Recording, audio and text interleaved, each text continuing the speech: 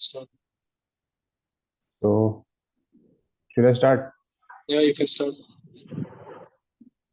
Okay. So, what did I say last time? That what was I going to talk about? I thought you could discuss about whatever research you have done regarding that project or whatever that is. Yes. Okay.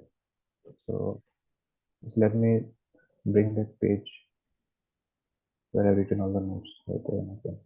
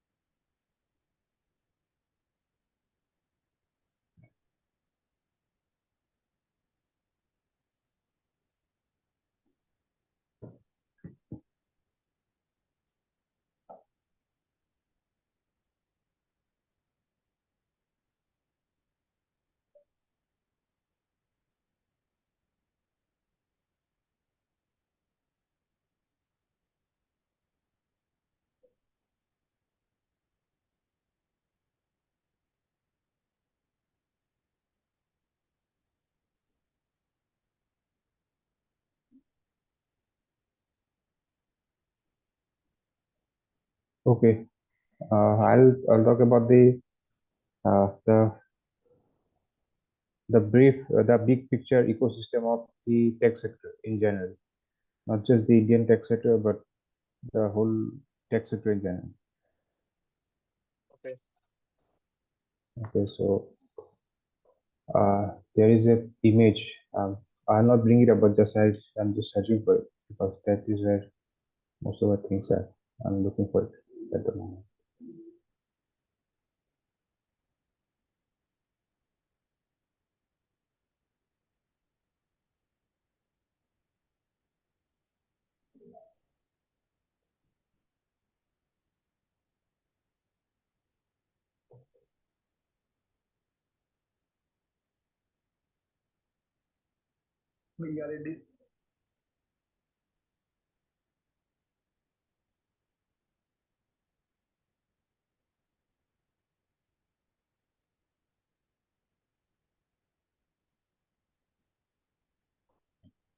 Okay.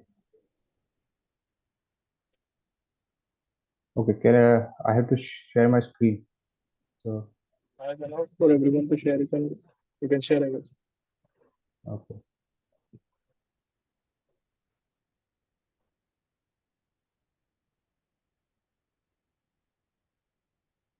Can you see the screen now? Yeah. Okay. So, actually, this video helped me a lot while creating my research. So, uh, this is I would say the big picture view of the tech sector, not just the Indian tech sector, but the whole tech sector in general. And by tech sector here in this video, this person and even in during my research, I mean that only the computer and electronic technology tech sector, because the broad definition of technology is that anything that helps you or eases your work. So in that Yeah. way, any machine, a car, a aeroplane, everything, any mechanical, electrical, or biological system, everything is a technology. But in general terms, when people say tech, they are mostly or they primarily mean computers or computer tech. So Right. for that point of view, this is only going to be limited to computer and electronic technology only. Okay, so that is that's the big picture definition of the tech sector. And within the tech sector, so mainly in terms of what we in India, when people hear about tech sector, or people refer to tech sector, they mainly refer to this fifth one, Yeah. which is here, it's the IT services. Means the peer companies like TCS, Infosys, those are the only thing. India is mainly known for that part of the computer tech part. So in Right. terms of uh, product-based companies, India there are, but India is not very much well known for that. But the biggest players are mostly from US and China. And as I'll go through all of this, I'll describe uh, in details of each and every sector. So first of all is the hardware, because without any hardware, no software will exist. So first of all, we have the hardware part of the tech sector. And can you see everything when I change the screen? Yeah, it's visible. Okay, okay, so this is what I say. Hardware is the foundation of this tech industry. Without hardware, there will be no software application. So what are the subcategories of the hardware industry? So these are the subcategories would be PC and phone manufacturers, processor and semiconductor companies, cloud server, and communication equipments. So these are the broad subcategory, the different kinds of hardware that are required in the computer industry. And in terms of with specific regards to India, this India is not a major player in the hardware industry because Mm. India doesn't have any major phone or PC manufacturers. There was Macromax exist today? I don't think so. I mean, I think they do exist, but 2, 3 years back they released the phone. After that, I have not kept up with their news, so I'm not sure. Okay, but I think they were the one of the very few companies that was founded in India. Yeah, but Did you know any other from Okay, what go I on. knew, even Micromax initially they were just rebranding phones that were made in China, Okay. and there was I think something called Lava. I'm not sure if Lava Hmm. is Indian or not, but Lava and Gioni or something like that was there. Yes, yes. Gioni. But I've not heard of them in the last few years. Okay. So even if a few exist, they are not a major player in terms of the half the PC and phone manufacturing. Yeah. Then comes the processor and semiconductor. Then India definitely doesn't have anything here because uh, all the biggest companies like and this sector itself, the semiconductor itself, there is itself is a very while I was researching for this report, I found that semiconductor industry itself has a very big supply chain, or there is a very big chain of industries that there is for example Nvidia and other companies, they design the, I would say, the chips. They are not they don't Manufacturing idea. manufacture. Yes. Yeah. So it has a very big industry in itself. So there is an image I'll show later, but I'll also want to complete the other one. Then again, there's cloud manufacturer and communication equipment manufacturer. All of these companies, IBM, Dell, HP, all of this, no mention of Indian companies. Okay. So, uh, okay. So these are the four, and in total there are six subcategories within the hardware industry. Out of these four, there is almost none. And there is two more industries where there are a few minor companies that exist. Okay, there is Meaning the they, electron. Okay, go so, on. so the Indian companies exist in these two categories. There are, but they are not the leaders or the big name companies. But there Okay. are a few companies. Okay. This category that I'm talking about are electronic equipment manufacturing companies and electronics manufacturing companies. Okay, now what are those things? Let me just show the where did I? Uh, yeah, where did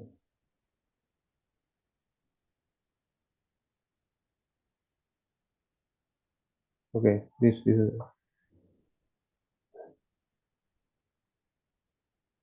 okay. The electronic uh, equipment manufacturing companies. These are companies that manufacture equipments that are needed for electronic manufacturing.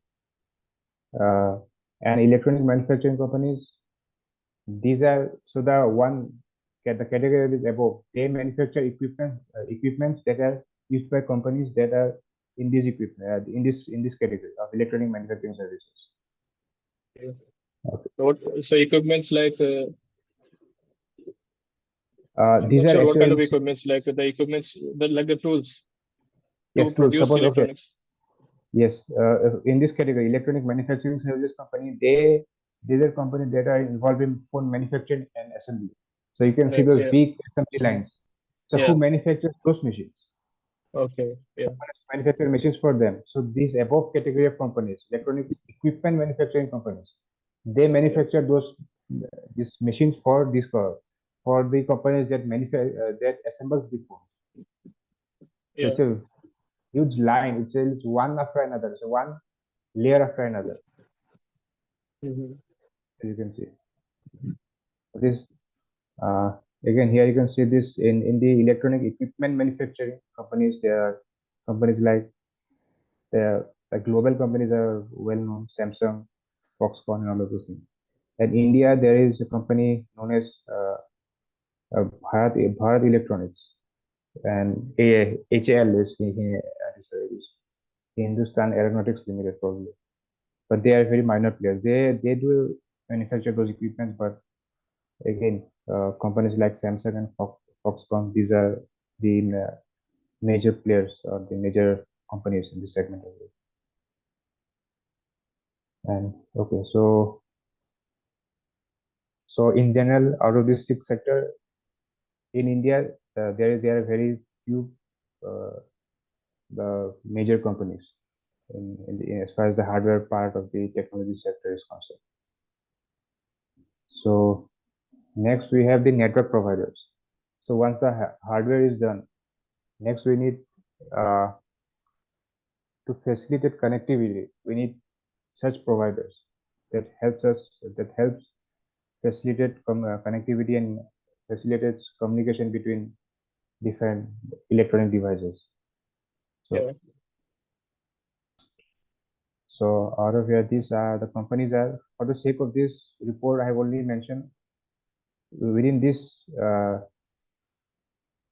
network provider part, I have only mentioned about the one that provides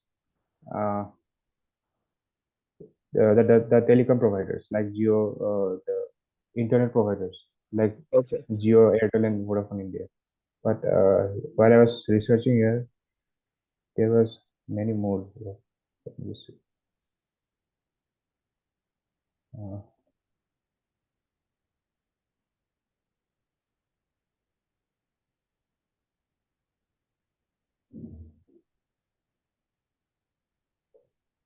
Maybe I deleted it here as well.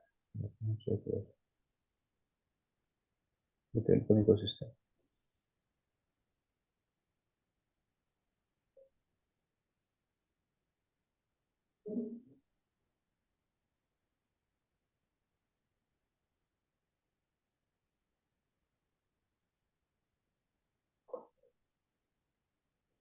Okay. Here in telecom system, I have mentioned only the final part of this chain, the internet service providers like Reliance, Airtel, and Vodafone. But just like hardware, this subsector of the technology sector also has different companies. For example, the towers or the uh, wires and the antennas. Someone has to build those antennas as well. So Reliance or the Airtel, they do not build those antennas. They buy it from some other companies. Yeah. Are you able to Yeah. understand what Yeah. I'm I'm saying? understanding that. So there's a chain in terms of internet service providers also. Yes, as you can see at the telecom companies, even here he mentions it. So you can see the infrastructure providers like companies like Havels, Polycab. These are wires. They have to. Someone has to provide manufacture the wires that helps uh, in the connectivity. All of these things like Cisco, Huawei, those routers and modems, all of those things. One has to manufacture. Reliance and Jio, they do not as they are not the primary ones that manufacture all those things. Yeah. So on and so forth. So even here, it is mostly about the hardware aspects. Even if yes, in the telecom or the network part is also mostly hardware. And I have done the Porter's analysis, like this, what are the strengths and weaknesses, what are the competitors here. So I'm not I sure may what or may the not come. Porter's analysis is. Yes, okay. Let me just mention here. So Porter's analysis is a framework of analyzing a company or an industry. It is a yes, it is a methodology to analyze a company or industry, and it is analyzed using 5 criteria. The 5 criteria are as follows, as you can mention here. Rivalry among existing competitors. That means who are the other competitors of this company or in this industry. So while here we are talking about the telecom service provider industry or the subsector of the technology industry. So in this telecom service provider industry, the main competitors are Jio and Airtel, and alongside with them we have Vodafone as well. So alone, these three are three largest competitors in this sector, in this industry. And then for second, we have the threat of new entrants, which means that how likely is a new company be able to threaten the existing players or existing companies in this sector. So in sectors such as network provider, it is quite low, because for a software company, in a software industry, it is very much easier for someone to start a new company and compete with others. The threat of entry is much more, the barrier to entry is much more low. So that is why the threat of entry is much more higher. Do you understand? Yeah, I understand. Because if just for example, no one can just simply want to start a SIM company and just build a SIM and start selling it. They'll Yeah. need a lot more resources. Yeah. And so on. That's why the threat of new entrants is low in this network, in this industry. Then the threat of substitute products. Again, it is almost the same thing as existing competitors. Means how easily can a customer switch from one product to other? So okay, there are these big players, but how are their offers similar or different to each other? Can a person who is using Jio can he easily uh, I would say switch to Airtel in terms of cost or this subscription plans? Are they similar, or does one company within the industry has an advantage?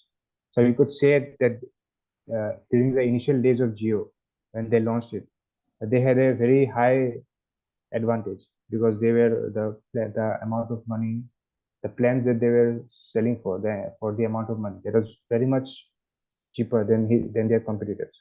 Yeah. Initially, it was even free. Yes, for first 3 months or so, it was free. Yeah. So for Airtel's point of view or the other uh, company's point of view, that was Jio was a big threat for them. But eventually they had to change their plans and their strategy to be able to compete with Jio. Yes, to be able to compete with Jio. So Airtel, Vodafone, and the other service providers, they had to change their plans. That is what threat of substitute products means. But right now we can say that I think so, as far as plans are concerned, they are almost same, isn't it? More or less same. Yeah. The cost is, the connectivity might differ from place to place, but the Yeah. monthly plans or all of these things are almost same. Yeah. Then we have power of buyers. So bargaining power of buyers, if I can give a specific example, like for don't think about the network industry right now. Suppose you are going to buy a vegetable, and if there is only one shop there and you desperately need that vegetable, so you can't you can't bargain with the shopkeeper. Whatever price he wants, he'll quote it and he'll have to give it. If you're desperate for them, we have no other option. Yeah. But if there are a lot of other options, you can say that, okay, I want it for I need it for this price, otherwise I'm going to uh, I'll go to some other shop. They'll give me for cheaper. That is the concept of bargaining power of buyers. So how much bargaining power does a buyer have? And have you heard of the word cartel?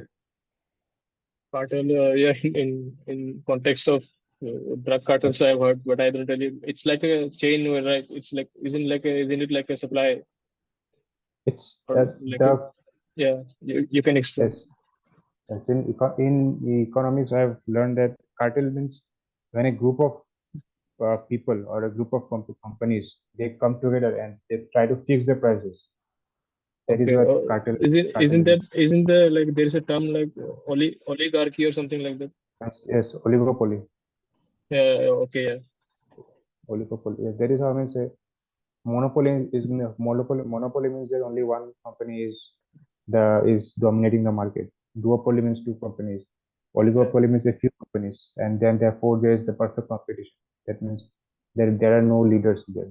Every player is a major competitor or yeah. is equally competing there. So yes, in mostly in case of oligopolies, this cartelization happens because since there are a few players, few leaders, so they can easily make plans. Again, take the example of a shop, a vegetable market. If there are suppose 4 or 5 vegetable shops, they can somehow get together and say that okay, no, none of us will sell it below a certain price. This vegetable, none of us will sell it below a certain price.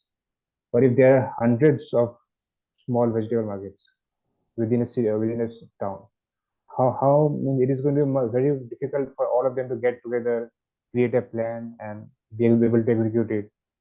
Yeah. Because suppose you are in one corner of a town. Suppose even if you get together, if you say that okay, we want sell it below 30 rupees, and the someone from the other part of the town, that person quietly starts selling it below 30 rupees. All the customers will fled to Yeah. his market, and so if the number of competitors are more, this cartelization becomes much more difficult. Yeah, that was all about the telecom sector. Next, we have these software product companies. Means, in other words, these are the product-based companies. Okay. Okay. Even so, product-based companies can exist in different kind of areas like fintech, health, entertainment, food, different kind of areas. So, for example, uh, Flipkart is a product-based company that is in in retail, I would say, probably. E-commerce, isn't it e-commerce? E-commerce, yes, e-commerce. It's in e-commerce, and from and another apps like Hotstar and Geo Cinema, those are in entertainment. Yeah. Swiggy, that's in food. Again, e-commerce kind of e-commerce. Then okay, so that's how things are. Paytm, fintech. So okay, so again, so these are the product-based companies, and now coming to the Porter's analysis of these companies. So here it is a bit tricky because product-based companies is a very big umbrella term. So when we do Porter's analysis, we have to, in practically, if someone is doing, yeah, they have to narrow down to one subsector or very specific one. Yeah. If someone is doing a feed tech, so that person has to look into the existing companies like PhonePe, Google Pay, Paytm, and specifically uh, do the Porter's analysis on the fintech part only because at, trying to see if PhonePe and Amazon or PhonePe or Mintra they compete or not. That is not going to be fruitful because they are not direct competitors of each other. But even then, I have combined everything here because yes. So again, the rivalry among competitors in food tech, there is Zomato and Swiggy, and there is a new company. Have you heard some NSDL or something? NSDL. I I'm not forgot. sure of NSDL, but there is a like a government Yes, there is a. program called. I Yeah, it's similar to yes, like UPI where they will like streamline the delivery process. ONDL or something like that. yes, ONDL. Yes, I forgot the abbreviation, but ONDC. Or, Yeah, it's probably ONDC. yes, it is ONDC. Yes, ONDC. So it's like a government initiative. It's like not owned by a private company or something. Okay. And I read an article a while back which says that things are much cheaper than Yeah. Swiggy and Zomato. So yes, so rivalry among existing competitors, those kind of companies will come here. Companies like Zomato, Swiggy, and ONDC. In terms of fintech, we have PhonePe, Google Pay, Paytm.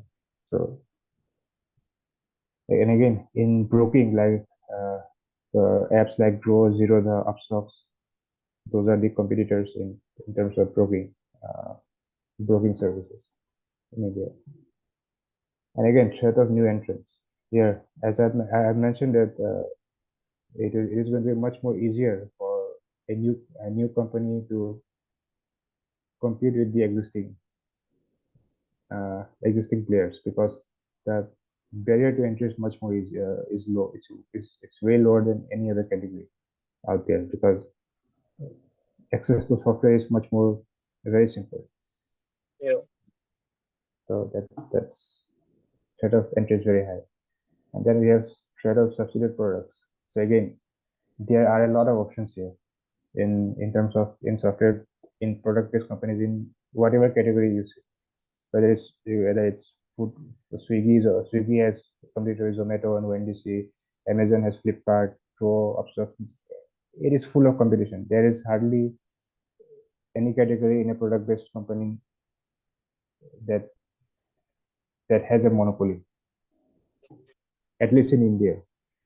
Okay, maybe even Google, they are not, they have been the leaders for a long time, but now even their position is being threatened at the moment. So again, and bargaining power of buyers, as far as product-based companies is concerned, it is very high, because since there are a lot of competitors. So if one competitor has charges a higher money, they will flock to the other competitors. As we have just mentioned about ONDC, they're providing lower uh, cost to customers. So that is why customers are preferring the ONDC over companies like Swiggy and Zomato. So again, and even the last one I didn't mention about the final part of the Porter's five factor analysis, which is the bargaining power of suppliers. Okay. Okay. Okay, so suppliers are the all of those companies that supply things to these companies. Hmm. And again, uh, the bargaining power of suppliers also depends on how much options does the customer have. It's the opposite of the bargaining power of buyers. So the customer in this case is the company for the Yes, supplier. yes, exactly. They become yes, that is the only thing. So, for example, yes, for product-based companies, these are the major suppliers like cloud services providers, payment gateway providers, content creators, advertising networks. Three and four, okay, but the main major one would be cloud service providers, one, two, and five, because Yeah. almost every product-based companies need to have cloud service providers, payment gateway providers, and logistic and delivery partners, at least for companies that delivers hard things like food companies or e-commerce companies. Yeah.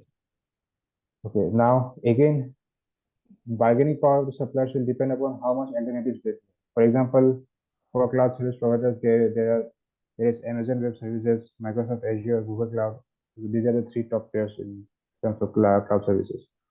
So I would say that they do not have a lot of a high bargaining power, because it depends. Suppose if their services are very much, so I'm not much aware. Do you know which out of these three, which is the leader? I think so. AWS is the leader here. AWS is the leader here.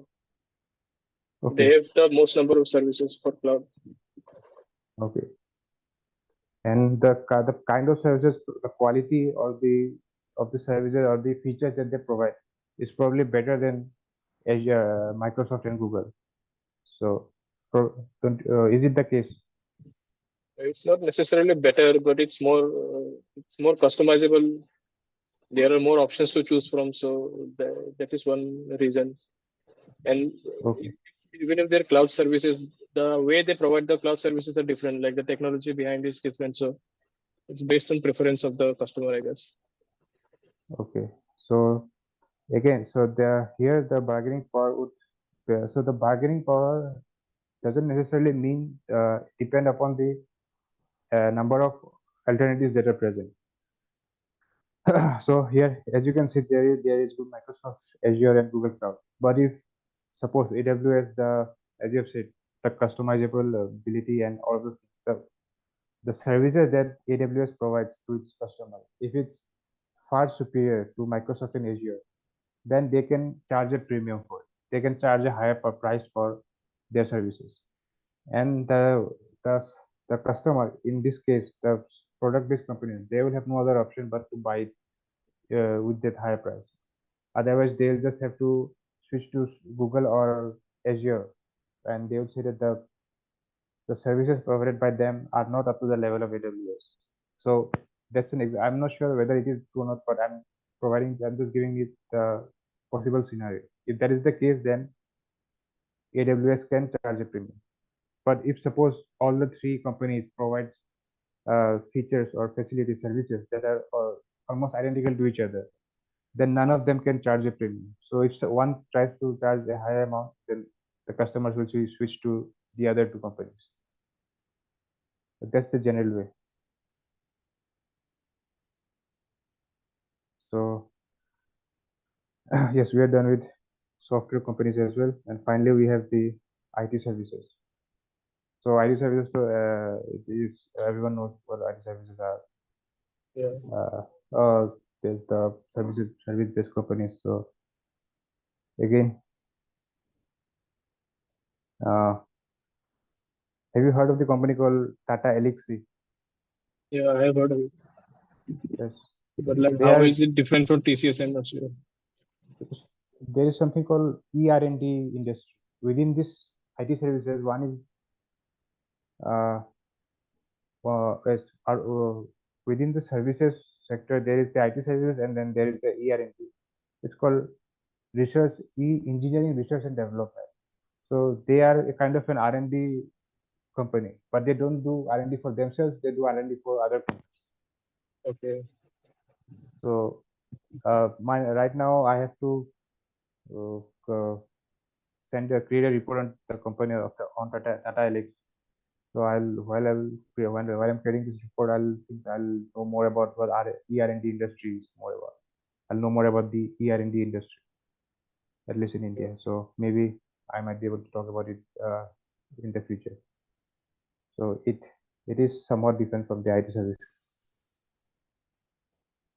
Again, these things are just substitutes. These are almost the same. They are companies like TCS, Wipro. So there are a lot of substitute products. Again, the bargaining, since there are a lot of substitute products, the bargaining power of buyer is high. Yes. And again, suppliers. Who are the suppliers of IT service companies? Again, companies like IBM, technology vendors, who provides the software platforms where through which these IT service companies work. So again, the underlying factors of whether whether supply has high or low high or low bargaining power will depend upon their quality of service and the amount of and the number of competitors that they use. Again, so That's it, I'd say. That's all I had to say for about this thing. So, do you have anything to say? Let me just try to like summarize whatever you have Tell, explained today. summarize everything. Yeah, let me try and summarize. So Okay. so you Okay. started with like the big picture of tech sector, which includes like Services. hardware, software, yeah, network, Uh, tech and services. And in your report, you have focused. Yeah. So what is the difference? What is this technology? Okay. So technology is like the yes, fundamental technology with other services, other kind of companies use. Is it something like that?